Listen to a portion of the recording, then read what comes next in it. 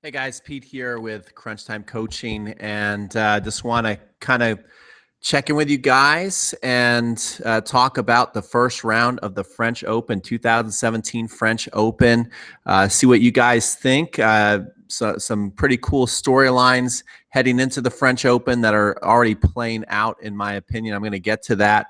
And we also have some early upsets that kind of surprised me that I think are going to make the tournament a little less interesting, to be honest. I'm disappointed to see a couple of the losses that are going on, and want to see what you guys also think of that. So certainly want to get your comments as we get into this broadcast, and also as it becomes a live video on YouTube. So let's get right into it. The people, who people are most interested in are your Novak Djokovic, Rafa Nadal, Andy Murray. How did those guys look? And Rafa certainly looked very sharp. I would say out of the three of them, that Rafa looked the strongest in his first round. He moved around the court great. He had a lot of highlights. I watched all his highlights on YouTube, and he kind of looks like the old Rafa, to where he's running around the court and making these incredible passing shots. Whenever you played Bernard Paire, you're always going to get a lot of highlights going on, and because Paire is always coming up with different drop shots and things like that. And I saw Rafa hit several sliding open stance backhand passes. So he's looking like his old self. He certainly loves the clay, and you got to give him an A+ for his first round. Now, watching Novak Djokovic, he had a great match too. And what I thought about him, this is what I want to get your opinion of. I'm just reading way too much into this, but I think I already see Andre's influence playing out on the court in matches in Novak's first match. What I noticed, I was watching that how bad does Connor Jones says, how bad does American tennis suck? We're gonna get to that too. Yeah, guys, feel free to leave your comments. I'll be looking at it periodically. But Novak Djokovic, if you don't know, now has Andre Agassi as his coach. And when I was watching the highlights, I think that Novak is already playing in closer to the baseline. And one of the things that I thought was missing from Novak's game over the last 6 months is that he got into too much of a defensive posture, that early in the points, he would drop back off the baseline. He would rely on his incredible defense. He has amazing defense, guys, right? I mean, he is one of the best defensive players of all time. But I thought that he was stepping off the baseline too much, not hitting enough winners, and giving up too much real estate in the points. And I saw in the first match that he looked like he was right up there on the baseline, often going inside the baseline, and he was controlling the middle of the court the way Agassi did. If you remember Agassi when he played, he had this uncanny ability to get right in the middle of the court. He wasn't the greatest mover, but he controlled the court so well, and he would just have these people pinned on the baseline running from side to side, and I saw Novak doing the same thing. Guys, am I crazy, or did you guys notice that too? I want to get some comments right now and let me know. Novak is finding his game, okay? The German kid was beating Verdasco, which would have pleased some others. Yeah, so that's it. And then also Andy Murray played. So the big three. Andy Murray played. He had a little bit of a stumble. He lost a set, but then he won 6-0 in the fourth set. So I don't think we're really worried about Andy. So the big three look pretty good. I think it's going to be interesting to see how far they go, and we could have some great matches ahead. But I am a little disappointed in a couple of things, and I want to get to that right now. First of all, before I get to some of the upsets, American tennis, just again, we just show that we have no idea what we're doing on clay. We have zero clue what we are doing on clay. And I know through talking from some people with the USTA performance, some performance coaches who they've built a huge facility down in a national center down in Florida, and they've really invested over the last several years a lot of money and resources into our young talent, and kind of saying, one person said to me that, this is it. Like if we can't make these young guns come up and do something, we don't have many answers after that. Like we really need these guys to show up and start winning within the next couple of years. And I just don't see any signs of life. Tiafoe, who people say is going to be really, really good. He went to 5 sets and he loses 6-0 in the 5th set. Like we just can't do that. We've got to show some heart and grit. Jack Sock, who has so much potential to me and should be able to get into the top 10 and start doing well at some majors, he goes out first round. It's like we cannot do this anymore. The only one showing true heart and grit, it seems like time after time, no matter where he goes, always goes down with a fight, is getting deeper in a tournament to Steve Johnson, which I think is really, really cool. Hats off to him. He just lost his father too, which is really, really tough. Great guy, Steve Johnson Sr. But he's not going to win a major because he's got a huge serve, huge forehand, and he slices every single backhand. I mean, he wins off his heart. But some of these younger guys who, show that they have talent are not really putting up much of a fight, and they're going out early. And it's very disappointing to watch. And I just don't see where all of a sudden we're going to turn around. We're not really showing any signs of life, in my opinion. And I'd like to know what you think. I'm sure our foreigners out there watching this are going to agree that there's not much going on there. But I'd also like to see, what your Americans think about.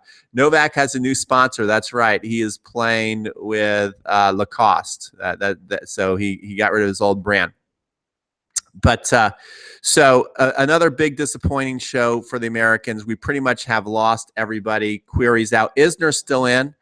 Isner seems to do well on the clay, which is interesting. He almost took Nadal out in 5 sets a couple years ago. So Isner's in there. Steve Johnson's in there. Everybody else crash and burn first round.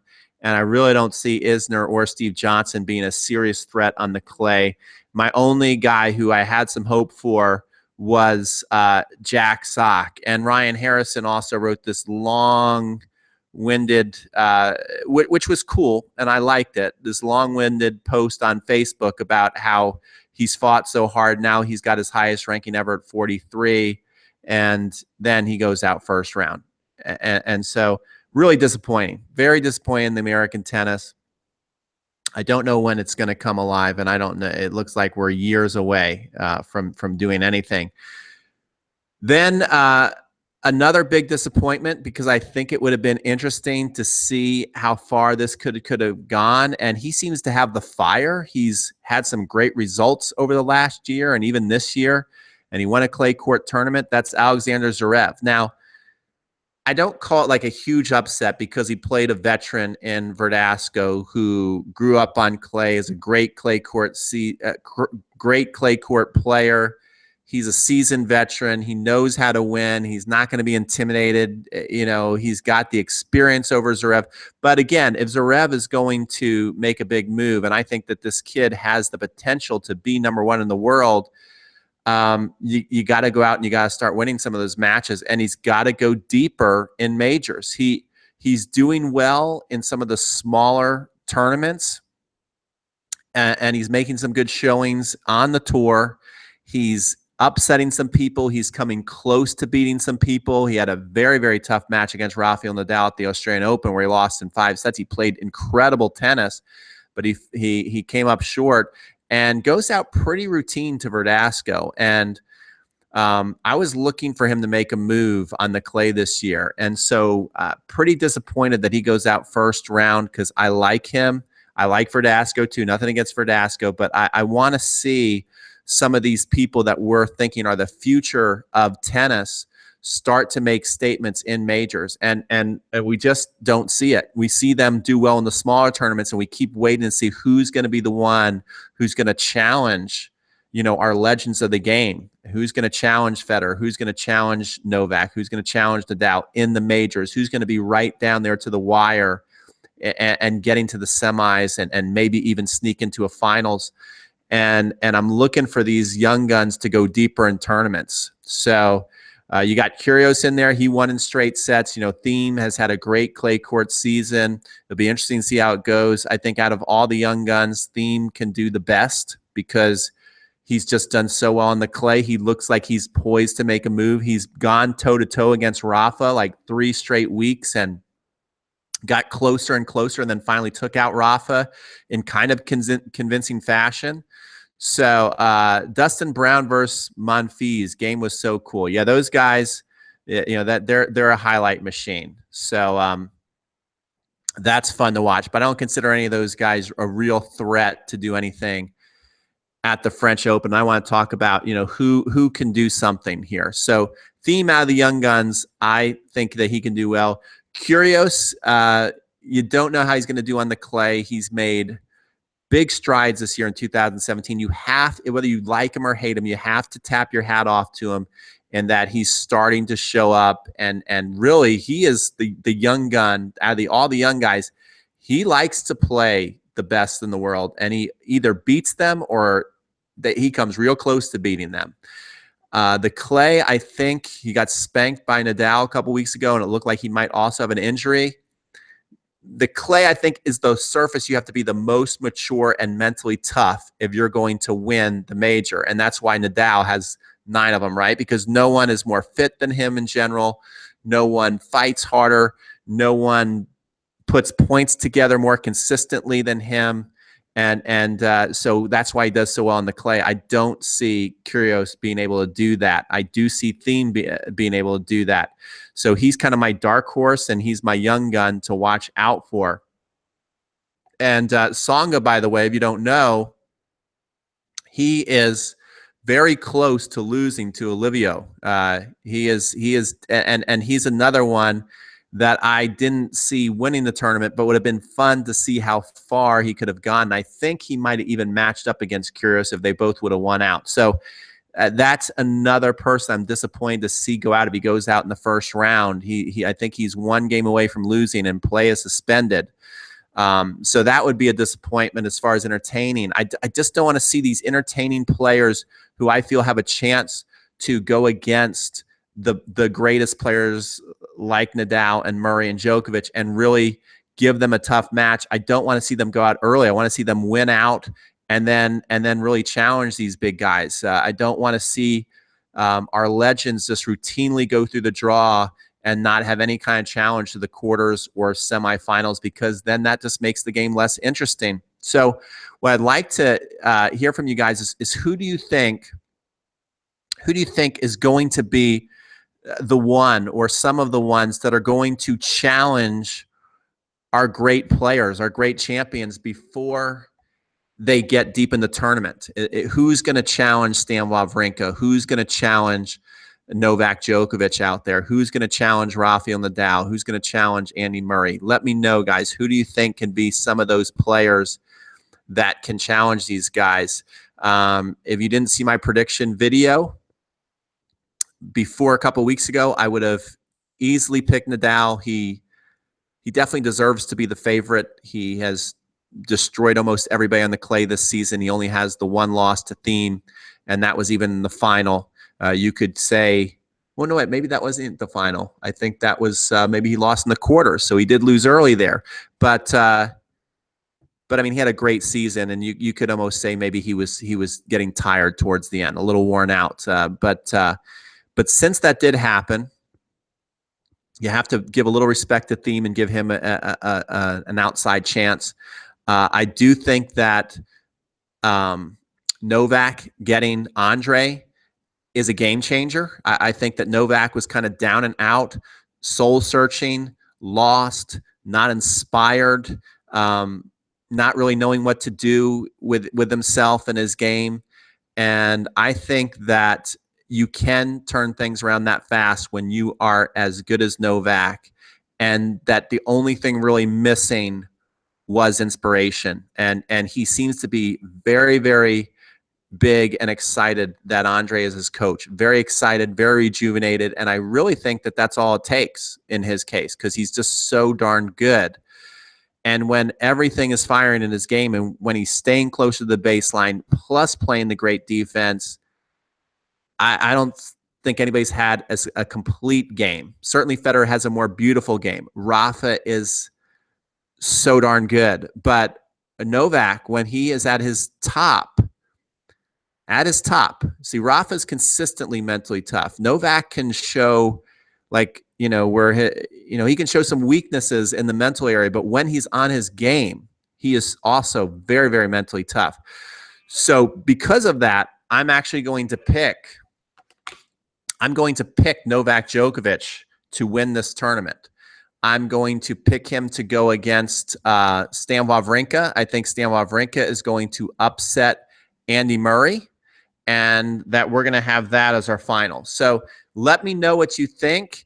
It's all fun. It's all opinion. In fact, I think it's good that in the last couple of weeks that we had all these different changes of events on the tour, because otherwise this French Open could have been boring. I think if Nadal didn't lose in the clay court season and Novak didn't pick up Andre, I think we'd have nothing to talk about here, and that you'd almost hand the trophy to Rafa right now.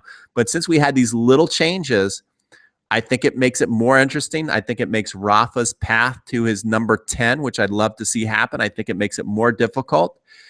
And I'm going to go out on a limb and say that I think Novak will repeat. I think he's going to play Wawrinka. I'd love to have your respectful opinion because we are just having fun here, guys. All right. So let me know who you think's going to win. If you don't know, my name is Pete. I am an online tennis instructor. And you can, after this video becomes live on YouTube, you can check out some of my other videos. Check out my serve videos. Check out some of my videos on the forehand, on strategy. I'll put some up there when this comes out. I like some comments here. We're seeing that Milos Roman do it on. Nishikori's always tough, but I think he's just one of those people that is a tough out. I don't see him going all the way. So that's just my opinion. Tsonga was playing well leading up to the French. Yes, he was. So there you go, guys. Thanks for watching. We're going to end this broadcast. I appreciate your support. I appreciate you checking in this broadcast, and let me know who your picks are for the 2017 French Open.